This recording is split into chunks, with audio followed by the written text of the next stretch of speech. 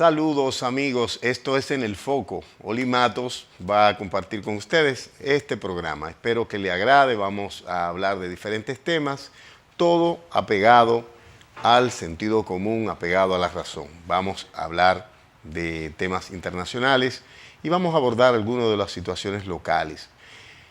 El país ha estado abocado a la elección de los jueces del más alto tribunal de la República. Hablamos de la Suprema Corte de Justicia, aunque hay otro tribunal, que es un tribunal de control, que sería la Corte Constitucional.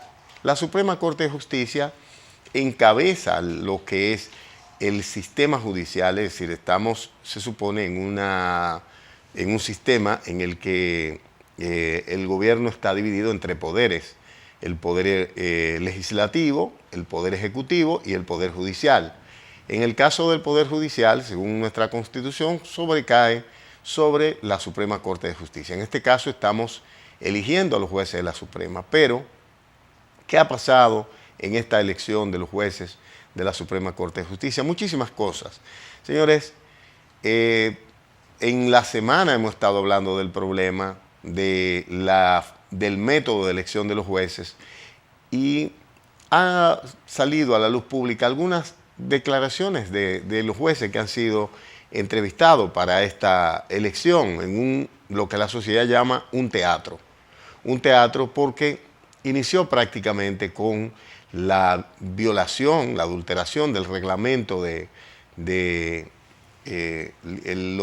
las entrevistas por parte de uno de los miembros del Consejo Nacional de la Magistratura, y todo visto y claro en el interés de descalificar una magistrada que contaba o que cuenta con el aval de la sociedad por su hoja de vida, por su compromiso con la justicia, que se trata de la magistrada Miriam Germán. Pero yo quiero, si mi director me ayuda, que nosotros escuchemos a el magistrado, a uno de los magistrados que asistió a estas entrevistas, por la calidad de su respuesta. Me gustaría que lo escuchemos. Se trata del magistrado Modesto Martínez, quien es juez de corte. Él hace una serie de observaciones que yo creo que es importante que esta sociedad le escuche de manera tranquila. Vamos a ver si nuestro señor director nos ayuda y podemos escuchar un poco lo que fueron las respuestas del magistrado Modesto Martínez. Mi nombre es Modesto Martínez. Voy a presentar mi hoja de capacitación en el sentido de que soy graduado en el año 1987. Ejercí durante unos 10 años aproximadamente y luego de ahí pasé al área del Ministerio Público. Luego pasamos ya al área de la judicatura, de manera que tenemos muchos años ya en esto, impartiendo justicia y desarrollando una labor de investigación, siempre preocupado por todo lo que es el sistema de justicia, que a nuestro modo de ver todavía no ha echado las raíces para que pueda emprender el viaje y convertirse en la justicia a la que este pueblo aspira. Tenemos estudios de maestría con la Universidad de Castilla-La Mancha y la Católica de Santo Domingo, la UAS y el País Vasco, pendientes de tesina, estudio judicial en la Escuela Nacional de la Magistratura. En este tiempo que hemos estado trabajando, hemos dedicado mucho a lo que es la investigación, con el propósito de hallar la manera de poder articular la justicia que este país merece, la justicia que este país necesita. Sin duda que la justicia ha mostrado muchos avances. Sin embargo, en lo que tiene que ver con el aspecto medular, el aspecto fundamental, aún los mayores desafíos están pendientes de ser enfrentados. Durante estos años hemos estado trabajando buscando soluciones a lo que son problemas ancestrales, como es la mora judicial, que aún se mantiene, lo que es el acceso a la justicia, lo que es el alto costo de la justicia y la elaboración de algunas herramientas e instituciones que son imprescindibles para que el pueblo llano pueda tener acceso a esa justicia y pueda beneficiarse de la protección tutelar que tiene que tener el Estado con respecto a sus ciudadanos. Entonces, hemos elaborado propuestas, trabajos de investigación que tienen que ver con jurisdicciones que son necesarias crear para combatir la situación del desamparo que tienen los menores en este país, lo que tiene que ver con la violencia intrafamiliar, los llamados feminicidios, y lo que tiene que ver con la falta de tutela del pueblo con respecto de cualquier violación de que puedan ser víctimas, ya sea por las autoridades o por los ciudadanos. De manera que esas propuestas las hemos estado trabajando con la finalidad de poder colaborar con lo que es la posibilidad de dar el gran salto de la justicia dominicana, de manera que pueda cumplir con su función, con su misión de ser propiciadora de los grandes cambios que se necesitan para que los ciudadanos podamos recibir la justicia en el sentido general a que todos tenemos derecho. Hemos desarrollado esa labor de investigación que nos ha alejado de la cátedra universitaria, la cual estuvimos impartiendo por muchos años, y decidimos involucrarnos en este proceso que quisiera en algún momento poder explicarlo para que entiendan que tenemos esperanza. Yo siempre, cuando hay espacio como este, yo siento que hay un espacio de esperanza. Si ustedes, como se darán cuenta, nosotros somos, yo soy juez, perdón que no lo había dicho, de la Corte de Apelación de Niños, Niñas y Adolescentes. Somos cerca de 250 jueces de corte y equivalente y hemos comparecido cerca de 60 y algo, de manera que somos más o menos el 25%. En cambio, yo digo que siempre que se presentan estos escenarios hay que venir y aprovechar la oportunidad, porque esto es un espacio de esperanza, de que la justicia realmente se renueve para que podamos alcanzar el ideal a que todos aspiramos, que es una justicia fortalecida, independiente y al servicio de todos los ciudadanos. Estoy a su disposición. Gracias, magistrado. Pregunta, de este lado. Vamos. Senador Paliza. Gracias, presidente. Muy buenos días, magistrado. Buenos días. En tiempos recientes, a propósito de los esfuerzos que se impulsan desde el Consejo Nacional de la Magistratura hoy, en particular el 16 de enero del corriente año, usted escribió un artículo periodístico titulado Institucionalidad versus Cofradía, y en el que de alguna manera se desahogaba frente a las sugerencias o a las postulaciones que hacían de manera pública algunas entidades de la sociedad civil con relación a algunos de los postulantes. Quisiera usted referirse a la posición que usted en ese artículo asumió, que era básicamente reproche a esas instituciones por algunas posiciones que habían expresado. Sí, cómo no. Censuraba el hecho de que una organización que lucha por la institucionalidad, antes de que se lleve a cabo un concurso como este, esté hablando de alguien para presidir la Suprema Corte de Justicia. Eso yo lo vi muy vergonzoso, porque se supone que no se sabe quiénes serán los jueces elegidos. Y luego, dentro de los elegidos, ¿cómo saber cuál es el más capaz? Entonces ahí volvemos un poco a lo mismo, a lo que ha sido la cultura de este país, en el que nosotros en esta obra que hemos escrito, El Salto, la Redención, explicamos claramente de lo que ha sido la subcultura de este país, en la que solo los amigos de los políticos y sus relacionados y los compañeros tienen chance para ocupar la posición importante. Y entonces esa ha sido la cultura, de manera que cada vez que se abre un espacio como este, por eso digo, es una oportunidad. Yo no puedo acusar a este consejo de que va a hacer lo mismo. Reitero, siempre es una oportunidad de que las cosas se hagan bien en este país. Entonces, nosotros le criticamos mucho eso a una institución que lucha por la institucionalidad. No puede proponer nombre para nada, que se escoja el más idóneo, que se escoja el mejor. Eso es institucionalidad. Entonces hay personas que no tenemos conexiones políticas ni nos interesa para estos fines, no somos enemigos de nadie, pero entendemos que si queremos una justicia como manda la ley, tiene que ser una justicia independiente. Es el primer eje en el que hay que trabajar. independencia de los poderes políticos, porque la justicia está llamada a jugar el rol más importante de la democracia. Hoy en día no tenemos lucha ideológica. En todos los países de Iberoamérica, en su mayoría, estamos claros en que queremos la democracia. Entonces, ¿cuáles son las dificultades que tenemos hoy en día?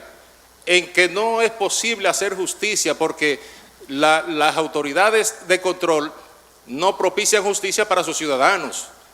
La igualdad real es difícil que se materialice, la igualdad de oportunidad tampoco. No importa el escenario al que vaya un ciudadano común con alguien conectado con el poder, el ciudadano común no cuenta. Entonces esta es una de las sociedades que desdeña sus mejores valores para colocar en los puestos a sus amigos. Y eso es algo que hay que cambiar, porque no podemos pretender llevar espacios como este y siempre estar haciendo lo mismo, sabiendo que no está bien hecho, sabiendo que no nos va a proporcionar la libertad, que no va a proporcionar la justicia que queremos.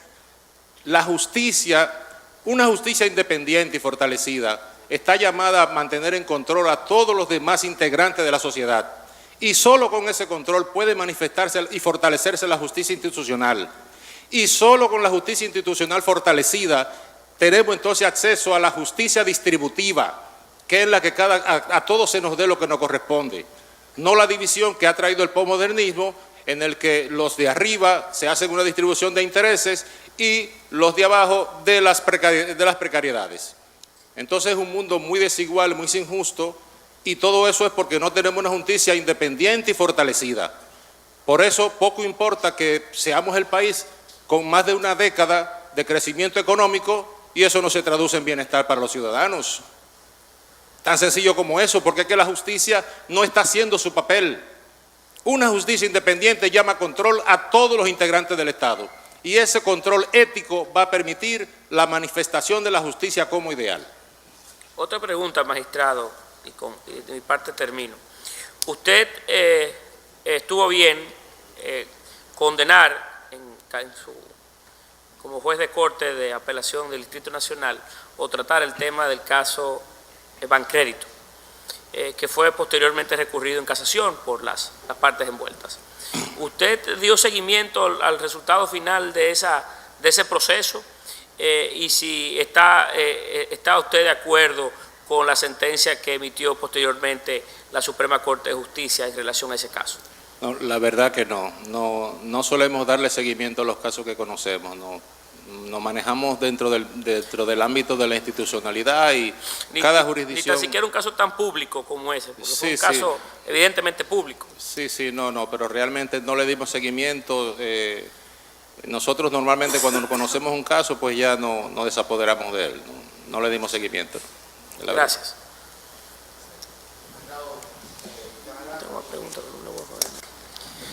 Gracias, señor presidente. Buenos días, magistrado. Buenos días, procurador. Si pudiera hablarme un poco de tanto la parte legal, pero sobre todo su interpretación de la ley respecto a la figura de la inhibición, y si ha tenido algún momento importante de haber realizado una inhibición creyendo tanto en lo que dice la ley como en sus valores propios. Bueno, la inhibición es una herramienta al servicio del juez para aquellos casos en los que existen causas que le impedirían tener el nivel de objetividad necesario para juzgar. Las causas están taxativamente enumeradas y pueden añadirse otras, y el juez que entienda que se dan esos causales está en el deber de inhibirse. Si no lo hace, pues entonces las partes tienen el derecho de recusarlo. Okay. Sí, le puedo interrumpir. Usted es un caso particular en ese orden que se inhibió en relación a un caso que llevaba Guillermo Moreno en su momento. Sí. Si quisiera referirse a ese, no sé si ese es que usted, sobre todo por un vínculo que parece de vinculación de amistad que tenía con él. Sí, Quizás es un buen ejemplo para ilustrar a la sala. Sí. En todo momento que yo estoy conociendo un caso y se dan las circunstancias que establece el artículo 78, pues nosotros nos manifestamos en ese sentido. Guillermo Moreno es mi compadre. Nosotros estuvimos juntos en la Fiscalía del 96 y él es el padrino de mi querida hija Natalie Crisma, que está mirándome igual que mis 5 hijos, tan asustado como yo.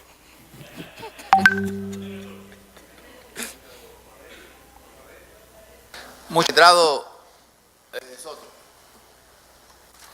Magistrado Soto, de nuevo, prenda ahora. Sí, gracias, señor presidente. Modesto, yo creo que usted aspira a lo que aspira cada ciudadano, a una justicia independiente, transparente, cercana a la población, donde se mida a todo el mundo con la misma vara.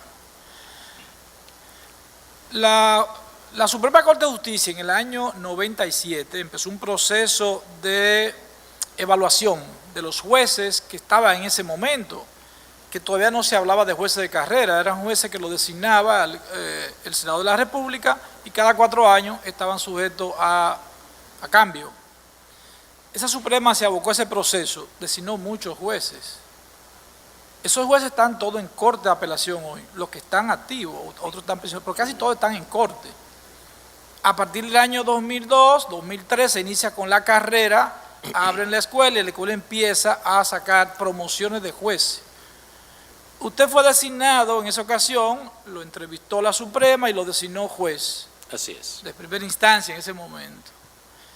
Esta composición de la Suprema tiene posibilidad de designar jueces de corte o jueces de primera instancia sin pasar por la escuela. Esta Suprema actual. Claro, la Suprema es la que le corresponde todo lo relativo a aprobar los ascensos que somete el Consejo. Me refiero a designar un juez fuera de lo que establece la ley. ¿Cómo entra un juez al sistema actualmente? Conforme a la ley de carrera debe de agotar el proceso de la Escuela de Formación de la Escuela Nacional de la Judicatura. Lo que indica que estos jueces que componen la justicia, el Poder Judicial, en su gran mayoría fue designado por la Suprema anterior. O la Suprema anterior o entraron por la escuela por concurso de oposición. ¿Es correcto, verdad? Sí, correcto. Esos jueces no lo designó esta Suprema del 2011 acá. Esta Suprema apenas ha hecho algunos ascensos y ha cumplido con la ley de que el juez entra por el menor nivel después de cumplir, de pasar sus pruebas en la escuela y participar en los cursos de oposición. Lo que indica que esta justicia independiente y transparente que tenemos, excepto la Suprema, con las sesiones... Bueno, el señor Fran Soto, que todo el mundo sabe que fue ayudante del procurador, que fue incluso, que es dirigente del partido de gobierno, habla de una justicia transparente e independiente. Y él se ciña al tema de la escuela de la judicatura que se conformó. Señores, de las preguntas que nosotros entendemos que debieron hacerle tanto al señor Soto como a los otros magistrados de la Corte Penal de la Suprema, fue porque casos tan importantes como el del senador por San Juan de la Maguana no fueron realmente archivados sin conocer el fondo. Nosotros no estamos diciendo que el señor sea culpable o sea inocente, pero al menos debió conocerse el fondo de estos casos.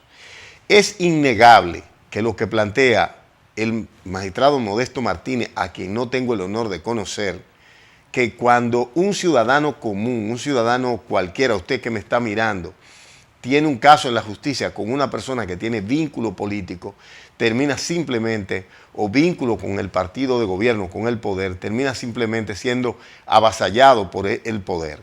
Y es innegable, además, que este propio Consejo Nacional de la Magistratura, ampliado a partir de la modificación constitucional en el 2010, que fue una modificación que amplió el texto constitucional, creó una serie de instituciones sin ningún tipo, que lo único que son es carga económica para este país, pero que no tienen realmente resultados. Si la medimos, lo que le ha costado a este país tener todas esas cortes, tener defensor del pueblo, tener varias burocracias nuevas, esto no le ha servido a esta sociedad para experimentar un sistema de justicia fiable, creíble y que le dé garantías a los ciudadanos de que pueden dirimir sus conflictos y sus diferencias en un ambiente de facilidad, es decir, barato, medio de intermediación. Pero me gustaría que sigamos escuchando al magistrado Modesto Martínez en la respuesta que le da, porque yo creo que es antológico. Yo creo que el país debe escuchar la respuesta que da el magistrado Modesto Martínez sobre el tema que él plantea y yo que soy titulado en Derecho, lo que plantea él de no darle seguimiento a los casos es lo que debe hacer un juez. Es decir, cuando usted falló un caso, ya usted se desapoderó de él. Los demás elementos que pueda depositar el imputado, sea a favor o sea en contra, y lo que pueda depositar el Ministerio Público, sobre todo en los casos penales, para la otra instancia, es un tema de la otra instancia. No le corresponde al juez que conoció en una instancia, sea la primera o la segunda instancia, o la final, darle seguimiento ya al expediente luego que sale de su mano, que sale de su jurisdicción. Por lo tanto, creo que lo que el magistrado, ojalá, este programa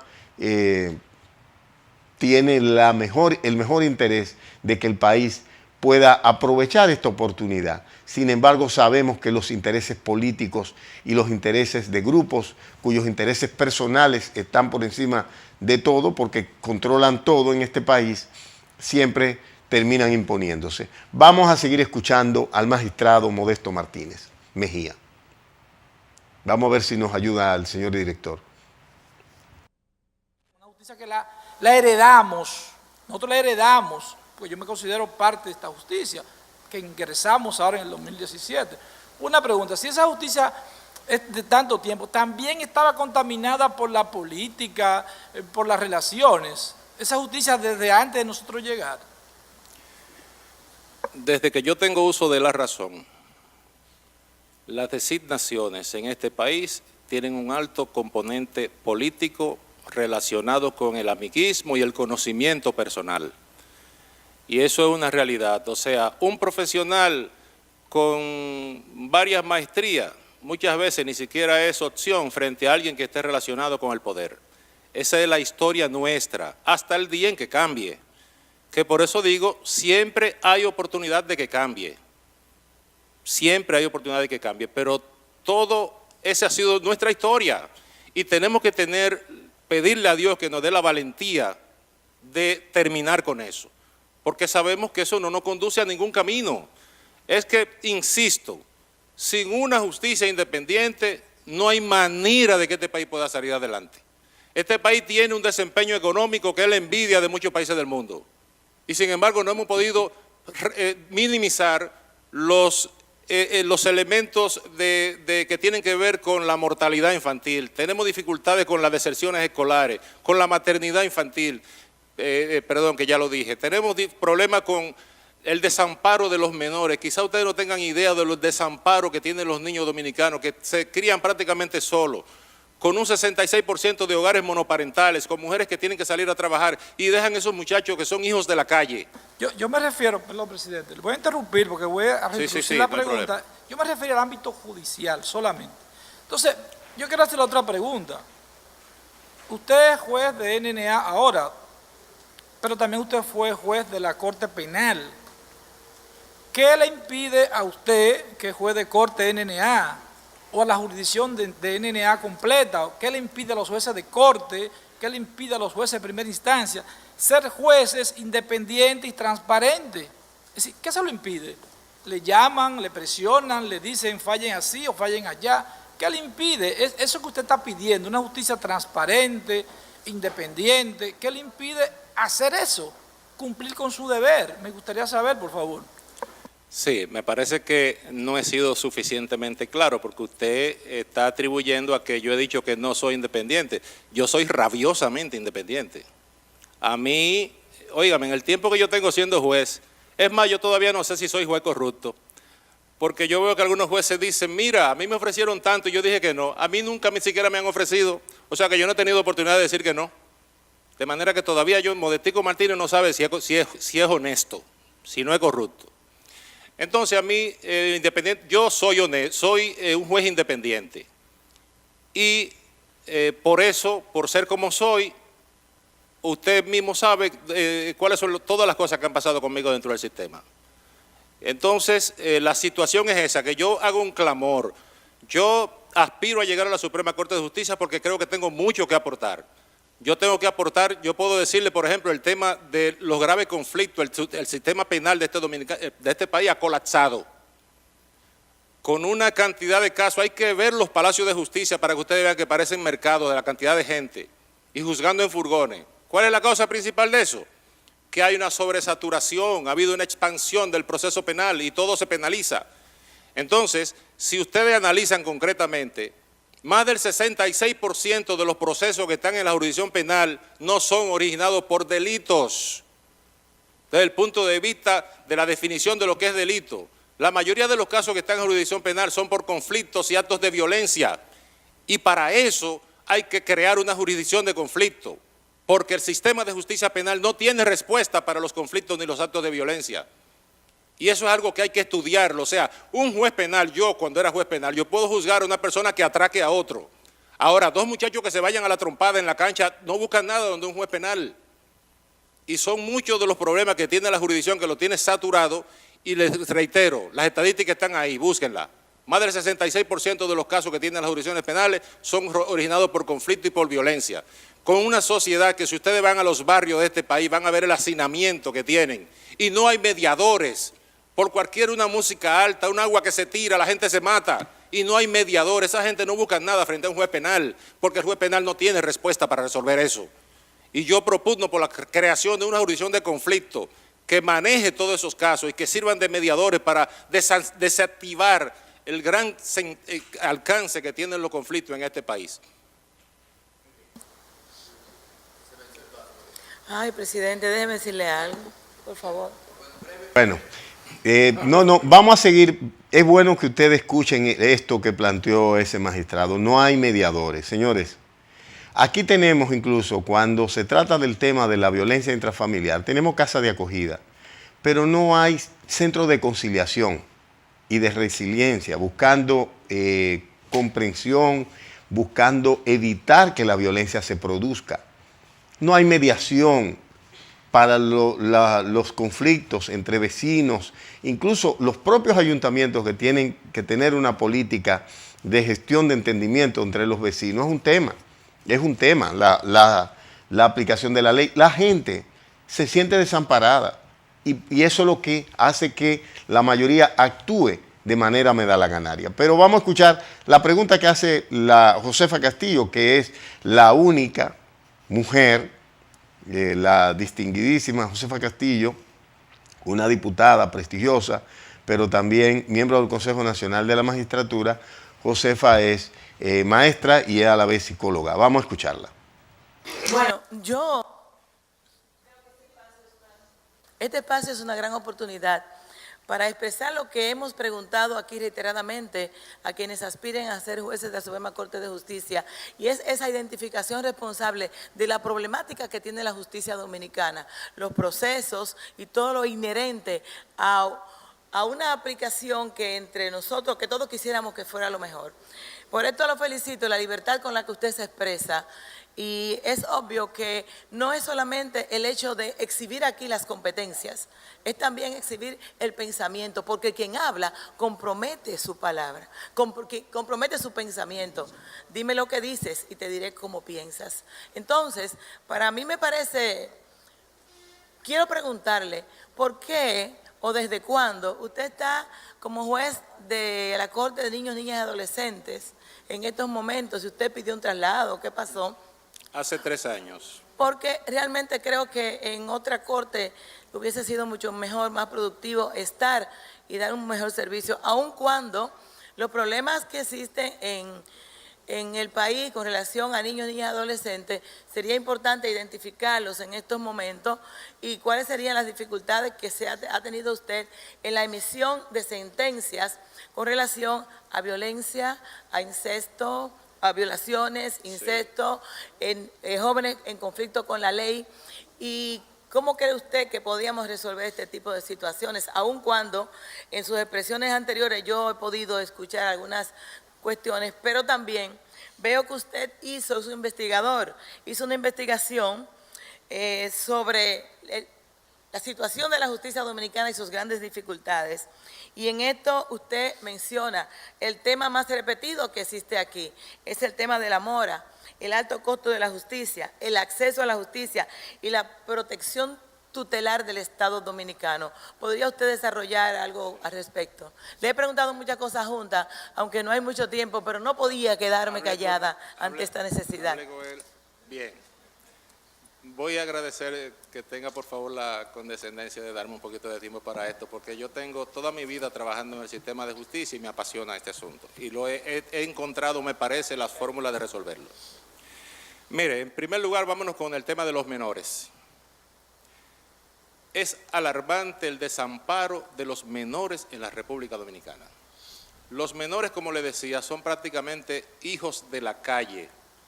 Lo que una niña que vive en el patio del patio aprende y escucha camino al colmado de 10 años, no lo escuchan personas de las edades de nosotros. Son personas, como le decía, hijas de madres que tienen que estar en su trabajo para poder mantener a 3 muchachos, y esos muchachos están con una abuela que obviamente no ejercen mucha fortaleza contra ellos en cuanto a formación. Ese desamparo, nosotros hemos hecho una investigación y hemos propuesto la creación de una ley general de tutela. Hay muchos hombres y mujeres que estamos en incapacidad de tutelar muchachos adolescentes.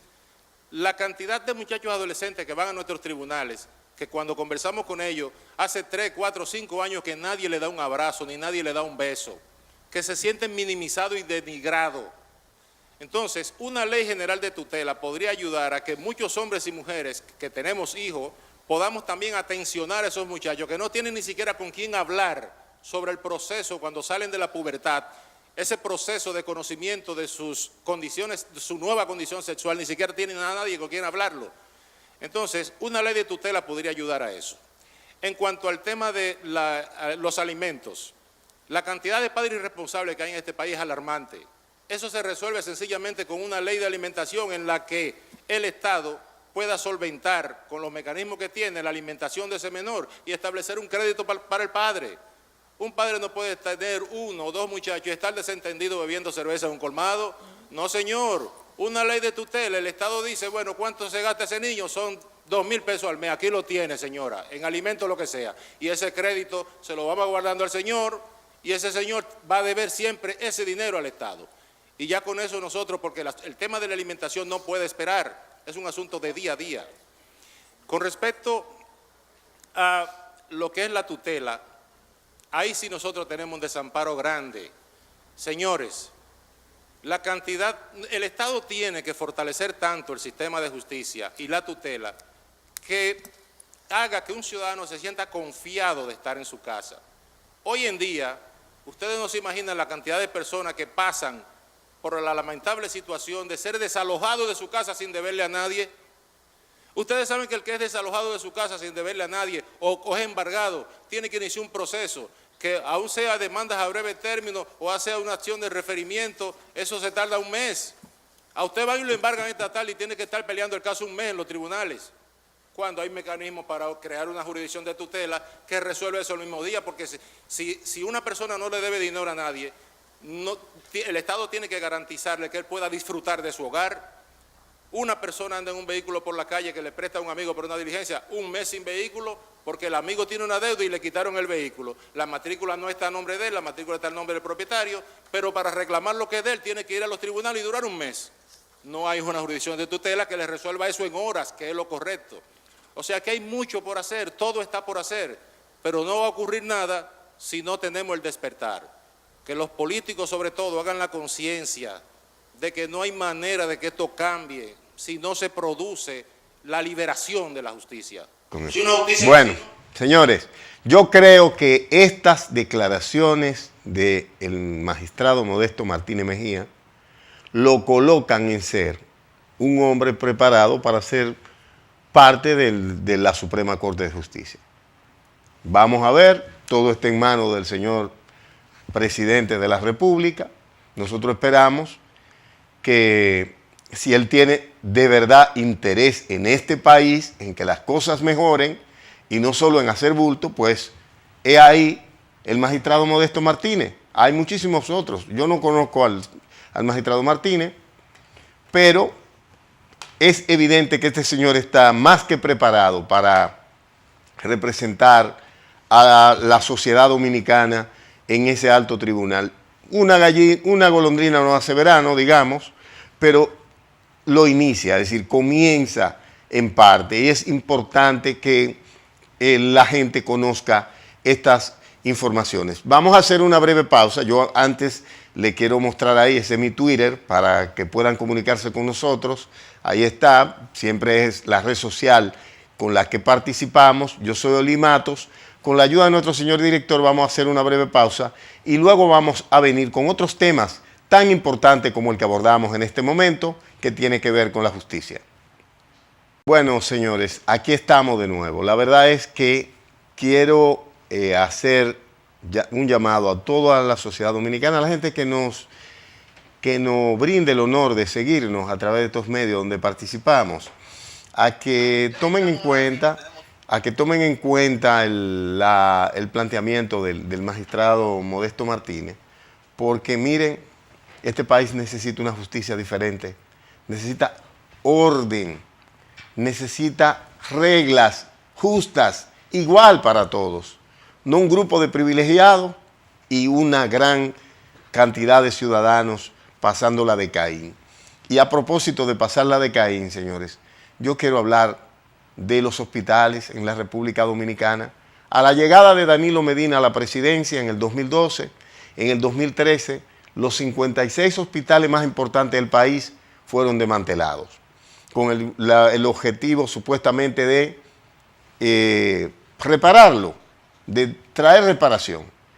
Y me hice una pregunta, yo digo, pero esta gente no tiene sentido de proporción, porque vamos a ir remodelando los hospitales gradualmente.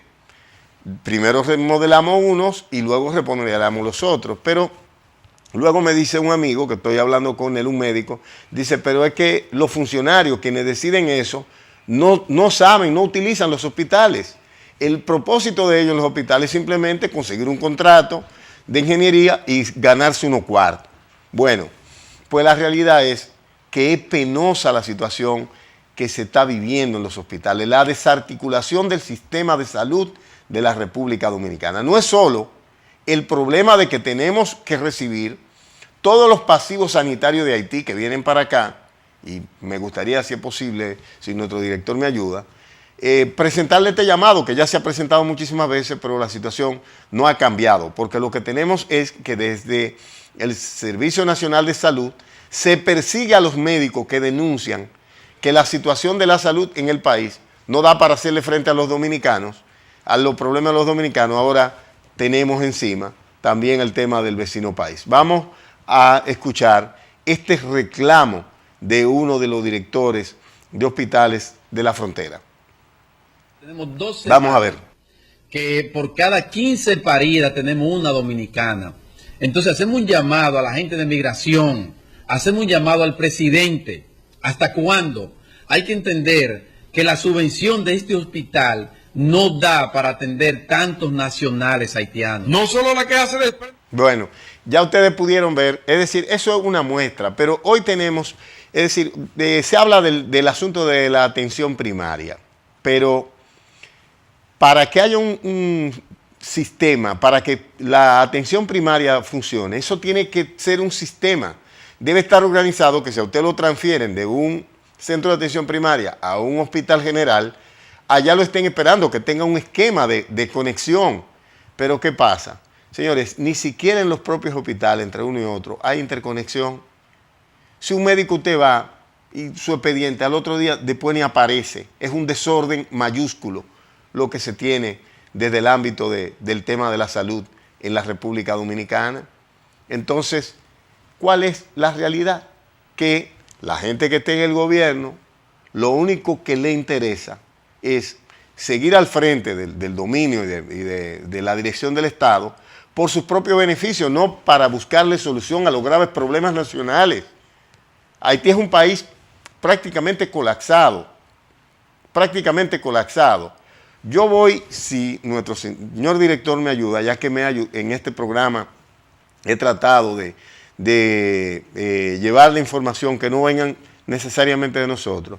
Hay un micro reportaje, una periodista interesantísima de RT, que quiero presentar un pequeño reportaje sobre la situación del vecino Haití.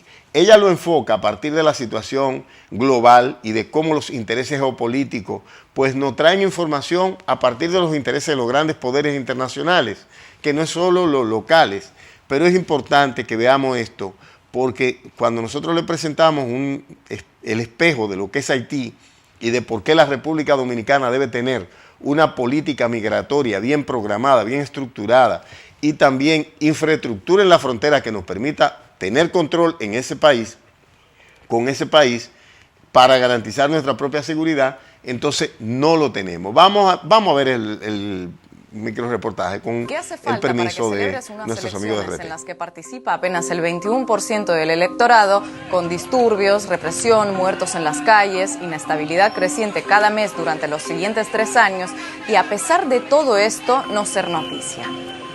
Hace falta ser un país llamado Haití. En 2015, esta nación, la más pobre del continente americano, celebró unas elecciones presidenciales que, a pesar de tener más irregularidades que un control aduanero supervisado por el Chapo Guzmán, fueron reconocidos por la UEA y la Unión Europea. La insistencia de los observadores locales en que había sido un proceso turbio, por decirlo menos, logró que se anularan los comicios y se convocaran otros. En 2016 las cosas cambiaron radicalmente, pero para peor. El ganador, Jovenel Moïse, el mismo que el año anterior, recibió 590.000 votos, pero para ponernos en contexto, apenas 1 de cada 5 haitianos votaron, la menor participación electoral en el hemisferio occidental desde 1945. Con semejante panorama, se imaginarán cuál fue la airada reacción de la llamada comunidad internacional. Exacto, avalar nuevamente el proceso como apegado a los estándares de calidad exigibles. El propio Trump envió sus felicitaciones al nuevo presidente. Al año siguiente puso a Haití como ejemplo de país de mierda, pero ese es otro asunto. Una vez felicitado, comenzó la presión sobre el gobierno de la maltratada isla, que tiene uno de los índices de desarrollo humano más bajos del mundo, para que se alejara de los programas sociales y de financiamiento de Petrocaribe, ligados a Venezuela. Las presiones de algún modo resultaron efectivas, ya que poco a poco el gobierno haitiano se fue deslindando de sus vecinos del sur, claves en la reconstrucción de la isla tras el terremoto de 2010, hasta el punto de reconocer a Juan Guaidó, que lidera una plataforma política opuesta a Petrocaribe, por considerarla una regaladera de petróleo. El retorno a las recetas del FMI se tradujo en pocos meses en la declaración de una emergencia económica que incluyó el aumento del precio de los combustibles y productos básicos, lo que a su vez desembocó en una nueva espiral de protestas, represión y muerte que se mantiene actualmente, ante el mutismo prácticamente total de medios y voceros políticos, habitualmente tan locuaces sobre otras naciones. Si no habías escuchado nada o casi nada de todo esto, tal vez te sirva de consuelo saber que tu caso no es el único. Pero para no caer en aquello de mal de muchos, consuelo de tontos, la pregunta que nos corresponde hacernos a todos es ¿por qué? Y es que a veces la geopolítica se entiende mejor no por lo mucho que se habla de determinados países, sino por lo nada en absoluto que se habla de otros.